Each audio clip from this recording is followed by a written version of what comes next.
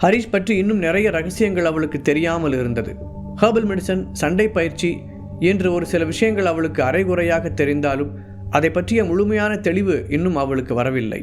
ஆனாலும் அவனுடைய லட்சிய பாதை இப்பொழுது பணத்தை தாண்டி வேறேதோ திசையை நோக்கி போகின்றது என்பதை மட்டும் புரிந்து கொண்டாள். அதற்கு தன்னால் உறுதுணையாக இருக்க முடியாவிட்டாலும் தான் ஒரு சுமையாக இருக்கக்கூடாது என்று நினைத்தாள். அவள் வெளியே போகலாம் என்று கேட்டதும் மெதுவாக எழுந்து உட்கார்ந்த ஹரிஷ், சரி சரி, இன்னைக்கு எந்த மாலுக்கு ஷாப்பிங் போகணும் என்று சிரித்துக்கொண்டே கேட்டான். நான் ஷாப்பிங் போகணும்னு உங்ககிட்ட சொன்னனா என்றபடி அவனுடைய நெஞ்சில் விளையாட்டாக குத்திய சந்தனா, நாம ஏன் ஒரு புது வீடு தேடக்கூடாது என்று சடனாக கேட்டாள். என்ன என்று ஆச்சரியத்துடன் ஹரிஷ் அவளை பார்த்தான். அவளிடமிருந்து இப்படி ஒரு கோரிக்கையை ஹரிஷ் எதிர்பார்க்கவில்லை. எதுக்காக இப்ப புது வீட்டுக்கு போகணும்னு நினைக்கிற பேபி? ஹரிஷ் குழப்பத்துடன் கேட்க சந்தனா ஒரு முடிவுடன் அவனை நிமிர்ந்து பார்த்தாள். உண்மையில் அவனுக்கு இப்போது புது வீடு எதுவும் தேவையில்லை. ஏற்கனவே இந்த ஃப்ளாட் மற்றும் அவனுடைய அப்பா அம்மாவிற்கு வாங்கி கொடுத்த வில்லா என்று 2 இடங்கள் அவனுக்கு சொந்தமாக இருக்கிறது. போதாததற்கு சந்தனாவும் அங்கே ஒரு வில்லாவை வாங்கி வைத்திருக்கிறாள். இப்படி அவர்களிடம் 3 ஆடம்பரமான வீடுகள் இருக்கும்போது புதிதாக எதற்கு அவள் வீடு தேடுகிறாள் என்று அவனுக்கு நிஜமாகவே புரியவில்லை. அது நான் புதுசாக யாருக்கும் தெரியாத ஒரு வீட்டுக்கு போக நினைக்கிறேன் ஹரி. இந்த ஃப்ளாட் எல்லாருக்குமே நல்லா தெரிஞ்சிருச்சு. நீ பிஸ்னஸ் விஷயமா அடிக்கடி வெளியூர் போக வேண்டிய சுச்சுவேஷன் வரும். அப்போ நம்மளோட எதிரிகளால் திரும்பவும் நமக்கு தொந்தரவு வரலாம். தயக்கத்துடன் சொன்ன சந்தனா அவனை பார்க்காமல் ஜன்னலுக்கு வெளியே வேடிக்கை பார்க்க ஆரம்பித்தாள். எங்கே ஹரிஷ் அவள் சொல்வதை தப்பாக புரிந்து கொள்வானோ என்ற பயம் அவளுக்கு இருந்தது. உண்மையில் சந்தனா எல்லா விதத்திலும் தங்களுடைய வாழ்க்கையை புதிதாக தொடங்க விரும்பினாள். அதே சமயம் அது ஹரிஷுக்கு தொந்தரவாக இருக்கக்கூடாது என்றும் தோன்றியது. இப்போது அவளை கடத்தியவர்களுக்கு அவள் எங்கு இருக்கிறாள் என்று நன்றாக தெரியும். அதனால் இந்த ஃப்ளாட் இனி தனக்கு பாதுகாப்பான இடமாக இருக்காது என்பதை அவள் உணர்ந்தாள். அவர்களை பற்றி யாரும் அறியாத ஒரு புது வீட்டுக்கு செல்வதன் மூலம் தாங்கள் இருவரும் பயமின்றி நிம்மதியாக இருக்க முடியும் என்று நம்பினாள். அவளுடைய மனநிலையை புரிந்து கொண்ட ஹரிஷ், சந்தனா, நீ பயப்பட தேவையில்லை. நான் இருக்கிற வரைக்கும் யாராலையும் உன்னை காயப்படுத்த முடியாது. சில சமயங்களில் என்னையும் மீறி சில ஆபத்துக்கள் வரலாம். நான் இல்லைன்னு சொல்லலை. ஆனால் அப்படி ஏதாவது நடந்தால் நான் நிச்சயமாக உன்னை காப்பாற்றுவேன். என்னை நம்பு. அதுவும் இல்லாமல் நீ எங்கே போனாலும் அவங்க உன்னை கண்டுபிடிக்க ஏதாவது ஒரு வழியை வச்சுருப்பாங்க. அப்படி நடக்கும்போது உன்னால் என்ன செய்ய முடியும்? எப்படி இருந்தாலும் நீ எப்பவும் ஓடி ஒளிஞ்சிக்கிட்டே இருக்க முடியாது இல்லையா? ஹரிஷ் யதார்த்தத்தை அவளுக்கு புரிய வைக்க முயற்சித்தான். நேற்று ஹோட்டலில் இருந்து கிளம்பும்போது அவனுடைய மனதிலும் வேறு ஒரு திட்டம் இருந்தது. சந்தனாவை இங்கு அழைத்து வருவதற்கு பதிலாக ரேடியன்ஸின் ஹெட் குவார்ட்டர்ஸுக்கு அழைத்துச் செல்லலாம் என்று தான் நினைத்தான். இன்னும் சொல்லப்போனால் திலகாவையும் சேர்த்து அங்கு அழைத்து கொண்டு போகலாம் என்று கருதினான். ஆனால் அந்த இடம் காடுகளுக்கு நடுவே இருப்பதால் அவர்கள் இருவரும் அங்கே வாழ சிரமப்படுவார்கள் என்று உணர்ந்து அமைதியாக இருந்து கொண்டான். முதலில் தன்னுடைய நிலைமையை அவளுக்கு மெதுவாக எடுத்துச் சொல்லி புரிய வைத்து பின்பு அந்த வாழ்க்கை முறைக்கு பழக்கிக் கொள்ளலாம் என்று கருதினான். சந்தனாவும் அவருடன் சேர்ந்து ஹீலிங் ஆர்ட்ஸ் காலேஜுக்கு வந்ததால் ஹெர்பல் மெடிசன் மற்றும் சண்டை பயிற்சி பற்றியெல்லாம் அவளுக்கு ஓரளவுக்கு பரிச்சயம் இருந்தது. அதனால் அந்த சூழலை நிச்சயம் புரிந்து கொள்வாள் என்ற நம்பிக்கை அவனுக்கு இருந்தது. ஆனால் அதை அவசரப்பட்டு திணிக்க வேண்டாம் என்று முடிவெடுத்தவன் இப்போதைக்கு அவளுடைய இஷ்டப்படியே இருக்கட்டும் என்று நினைத்தான்.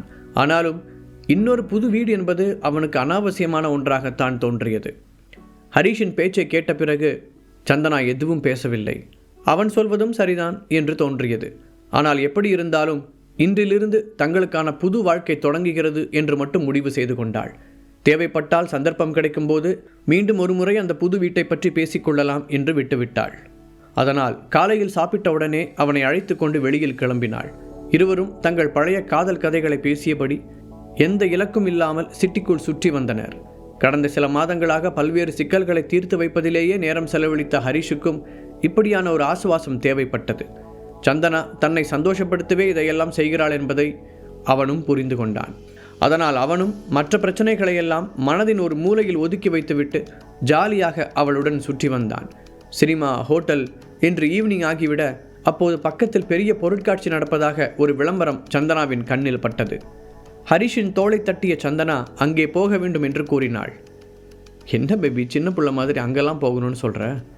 நான் உன்னை பேபின்னு கூப்பிட்றதுனால நீ நிஜமாவே உன்னை அப்படி நினச்சிக்கிட்டியான்னு ஹரிஷ் கிண்டலாக கேட்டாலும் மறுக்காமல் அவளை அங்கு அழைத்துச் சென்றான். உள்ளே சென்றதும் அவ்வளவு நாள் இருந்த மன இறுக்கங்களையெல்லாம் மறந்துவிட்டு சந்தனா நிஜமாகவே சிறு பிள்ளை போல மாறிவிட்டாள். ஹரிஷை கல்யாணம் முடித்த நாள் முதலாகவே ஏதோ ஒரு வகையில் அவள் தன்னுடைய இயல்பை தொலைத்திருந்தாள். முதலில் தன்னுடைய குடும்பத்தை நல்லபடியாக நடத்துவதற்கு வேலைக்கு செல்வதில் தொடங்கி சொந்தமாக கம்பெனி தொடங்குவது வரை அவள் ஒரு போலியான முகமுடியை அணிந்து கொள்ள வேண்டியிருந்தது. அதன் பிறகு ஏஜே ஃபேமிலியில் நல்ல பெயர் வாங்க வேண்டும் என்று கடுமையாக உழைத்தாள். தர்ஷினியிடம் மட்டும்தான் கொஞ்சம் இயல்பாக இருப்பாள்.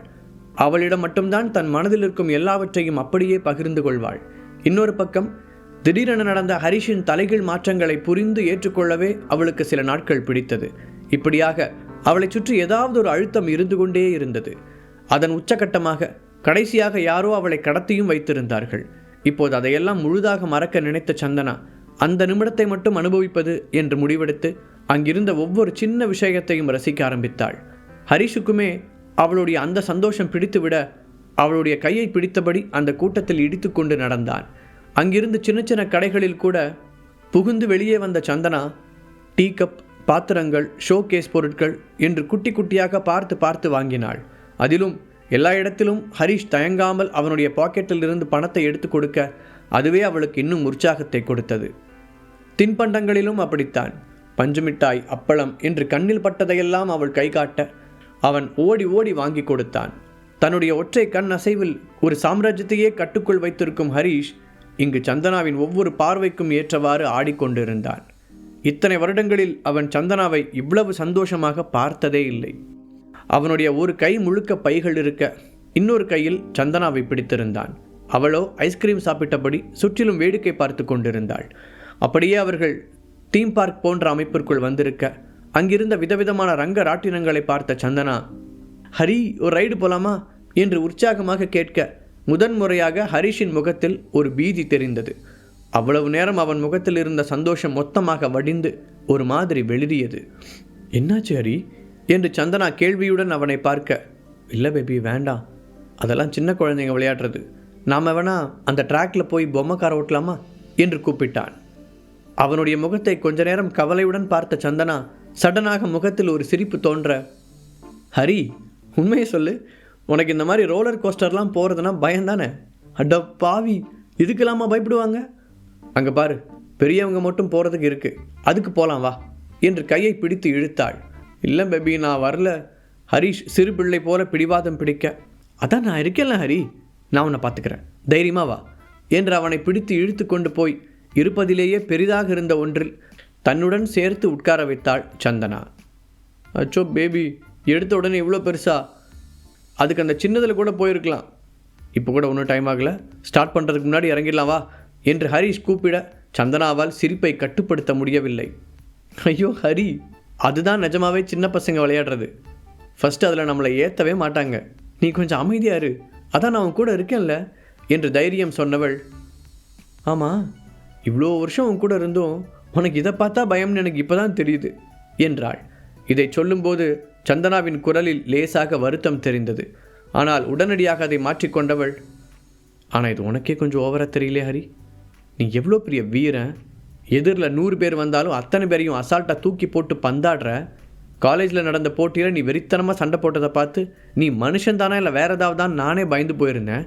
அப்படி இருக்கும்போது இப்படி உயரத்தை பார்த்து பயப்படுறேன்னு சொன்னால் என்னால் நம்ப முடியலையே, உண்மையை சொல்லு, சும்மா நடிக்கிறதானே என்று விளையாட்டாக கேட்டாள். நான் ஹைட்டை பார்த்து பயப்படுறேன்னு யார் சொன்னா? அதெல்லாம் ஒன்றும் இல்லையே என்று வீராப்பாக சொன்ன ஹரிஷ் ஒரு நிமிடம் தயங்கி, அது இதுக்கு ஒரு காரணம் இருக்குது. நான் சின்ன பையனாக இருக்கும்போது எங்கள் ஃபேமிலியில் இருக்கிற எல்லோரும் சேர்ந்து ஃப்ளாரிடாவில் இருக்கிற வால்ட் டிஸ்னி வேர்ல்டுக்கு போயிருந்தோம். அங்கே இருக்க எல்லா ரைட்லேயும் சந்தோஷமாக ஏறி இறங்கிட்டு இருந்தேன். அப்போ என்னோடய சித்தப்பா பையன் கிஷன் கடைசியாக ஒரு ரைடு போகலான்னு ஒரு பெரிய ஜெயிண்ட் வில்லுக்கு கூட்டிகிட்டு போனான். அவனுக்கும் என்னை விட 1-2 வயசு தான் கம்மியாக இருக்கும். அது சுற்ற ஆரம்பிக்கிற வரைக்கும் நல்லா தான் இருந்துச்சு. அப்போ தான் என் தம்பி எனக்கே தெரியாமல் சேஃப்டி பெல்ட்டை கழட்டி விட்டுருந்தான். அதனால் அந்த ரைடு மேலே போய் தலைகீழாக திரும்பும்போது நான் அப்படியே கீழே விழுந்துட்டேன். நான் அன்றைக்கி உயிர் பொழைச்சதே ரொம்ப பெரிய விஷயந்தான். என் தாத்தா நியூயார்க்கில் இருக்கிற பெரிய பெரிய டாக்டர்ஸ்லாம் வச்சு என்னை காப்பாற்றினார். அப்போல்லாம் அவர் என் மேலே ரொம்ப பாசமாக இருப்பார் என்று சொல்லும்போதே ஹரிஷின் குரல் லேசாக உடைந்தது. அவனுடைய தாத்தாவின் ஞாபகமும் கூடவே அவ்வளவு சின்ன வயதில் தலைகீழாக விழுந்த நொடியும் நினைவுக்கு வர அவனுடைய உடலில் லேசாக நடுக்கம் ஓடியது. என்ன சொல்வதென்று தெரியாமல் சந்தனா அவனுடைய கையை ஆறுதலாக பிடிக்க அதை இழுத்து கன்னத்தில் வைத்து கொண்டவன், ரொம்ப நாளாகவே அந்த பெல்ட்டு தானாகவே கழட்டு போனதுனால தான் அந்த ஆக்சிடெண்ட் நடந்துச்சுன்னு நான் நினச்சிக்கிட்டு இருந்தேன். அதுக்கப்புறம் எனக்கும் என் தம்பிக்கும் ஒரு தடவை சண்டை நடக்கும்போது, அன்னைக்கு நான் பிளான் பண்ண மாதிரி நீ செத்து இருந்தால் நல்லா இருந்திருக்கும் அப்படின்னு அவன் உண்மையை உளறிட்டான். அதுக்கப்புறம் தான் அது எதேச்சியாக நடந்த ஆக்சிடெண்ட் இல்லைன்னு புரிஞ்சுது. ஆனாலும் சின்ன வயசில் மனசில் பதிஞ்சு போன அந்த பயம் மட்டும் மாறவே இல்லை. அந்த வயசில் மேலேருந்து கீழே விழுந்தது என்னையும் மீறி எனக்குள்ளே ஒரு பெரிய ட்ராமாவை கொடுத்துருச்சு. அதுக்கப்புறம் என்ன நான் தான் பார்த்துக்கணுன்னு மார்ஷல் ஆர்ட்ஸ் கற்றுக்கிட்டேன். ராபர்ட்டும் பிரசன்னாவும் தான் எனக்கு பாடி கார்ட்ஸாக இருந்ததோட சண்டை போடவும் ட்ரைனிங் கொடுத்தாங்க. கொஞ்சம் கொஞ்சமாக மற்ற பயம்லாம் என்னை விட்டு போனாலும் அதுக்கப்புறம் எப்போவுமே இந்த மாதிரி ஜெயிண்ட் வீலில் மட்டும் ஏறினதே இல்லை. ஹரிஷ் தன் மனதில் இருந்ததை கொட்டி தீர்க்க சந்தனா அவனை ஆதரவாக பார்த்தாள். இப்போதுதான் முதல் முறையாக தன் சிறு வயது வாழ்க்கையை பற்றி அவளிடம் அவன் பகிர்ந்து கொள்கிறான். அதை உணர்ந்தவள், சாரி ஹரி, எனக்கு இதெல்லாம் தெரியாது. இப்போ நான் வேறு முட்டாள்தனமாக உன்னை இங்கே கூட்டிகிட்டு வந்துட்டேன். சரி வா, நாம் வேகமாக கீழே இறங்கிடலாம். சந்தனா சொல்லி கொண்டு இருக்கும்போதே அந்த பெரிய ராட்டினம் மெதுவாக சுழல ஆரம்பித்தது. அச்சோ நிறுத்துங்க என்று சந்தனா சத்தம் போட, இல்லை பேபி இருக்கட்டும், இன்னும் எத்தனை நாளைக்கு இதுக்கு பயந்துகிட்டே இருக்க முடியும்? இதுவும் ஒரு வகையில் நல்லது தான், அதான் கூட நீ இருக்கல்ல என்ற ஹரிஷ் அவளுடைய கையை இறுக்கமாக பிடித்து கொண்டு தோளில் முகம் புதைத்து கொண்டான். இந்த கொஞ்ச நாட்களாக அவனுடைய ஆளுமையையும் கம்பீரத்தையும் பார்த்து பழகியிருந்த சந்தனாவிற்கு இந்த நிமிடம் தன்னிடம் குழந்தையாக மாறியிருக்கும் கணவனை ரொம்பவே காதலிக்க தோன்றியது. கிட்டத்தட்ட அவனின் தாயாக தன்னை உணர்ந்தாள். தன் தோள் மீது சாய்ந்திருந்த அவனுடைய தலைமுடியை நீவி கொடுத்தவள் அந்த ராட்டினம் நிற்கும் வரை அவனுடைய கையை விடவே இல்லை. ஒரு வழியாக அது நிற்க கண்ணை இறுக்கமாக மூடியிருந்த கணவனின் கன்னத்தை தட்டி, ஹரி இறங்கலாம் வா என்றாள். என்ன நிஜமாவே முடிஞ்சிருச்சா பேபி என்று ஆச்சரியத்துடன் கண்ணை திறந்த ஹரிஷ், நீ என் பக்கத்தில் உட்கார்ந்துருந்ததுனால எனக்கு ஒன்றுமே தெரியல, இதுவும் ஒரு மாதிரி நல்லா தான் இருந்துச்சு, அப்படின்னா நிஜமாவே நான் இந்த பயத்திலிருந்து வெளியே வந்துட்டேன் என்று உற்சாகமாக விசிலடித்தபடி இறங்கினான் ஹரிஷ். உண்மையிலேயே அந்த நாள் அவர்களுடைய வாழ்க்கையில் ஒரு மறக்க முடியாத நாளாக அமைந்தது. சந்தனா தன் கணவனிடம் இன்னும் கொஞ்சம் நெருங்கிவிட்டதாக நினைத்து சந்தோஷப்பட்டாள். இன்னொரு பக்கம் ஹரிஷ் தான் காதலித்த போது இருந்த சந்தனா திரும்பி வந்து விட்டதாக உணர்ந்தான். இருவரும் அதே சந்தோஷத்துடன் திரும்பி வர வழியில் ஒரு கார் ஷோரூமை பார்த்த ஹரிஷ் தன்னுடைய காரை அங்கு நிறுத்தினான். இங்கே எதுக்காக நிறுத்துற ஹரி? அதான் நம்மக்கிட்ட ஏற்கனவே கார் இருக்குல்ல சந்தனா கேட்க, ஒரு காரணத்தோடு தான் இங்கே நிறுத்தினேன், நீ என் கூட வா என்று அவளை உள்ளே அழைத்துச் சென்றான் ஹரிஷ். அவள் இன்னும் புரியாமல் பார்ப்பதை கவனித்தவன், இல்லை உன்கிட்ட உன்னோட பழைய கார் தான் இருக்குது, அது நல்லா தான் இருக்குது, அதை நான் எதுவும் குறை சொல்லலை, பட் இப்போதைக்கு அது சேஃப்டி பத்தாதுன்னு தோணுது, அதான் உனக்கு ஒரு லேட்டஸ்ட் மாடல் கார் வாங்கி தரலான்னு நினைக்கிறேன், என்னோட திருப்திக்காக இதை நீ வாங்கிக்கணும் ஹரிஷ் சொல்ல அவன் மனதில் நினைப்பதை சந்தனாவால் புரிந்து கொள்ள முடிந்தது. அதுக்கே இவ்வளோ தயங்கிக்கிட்டே சொல்கிற?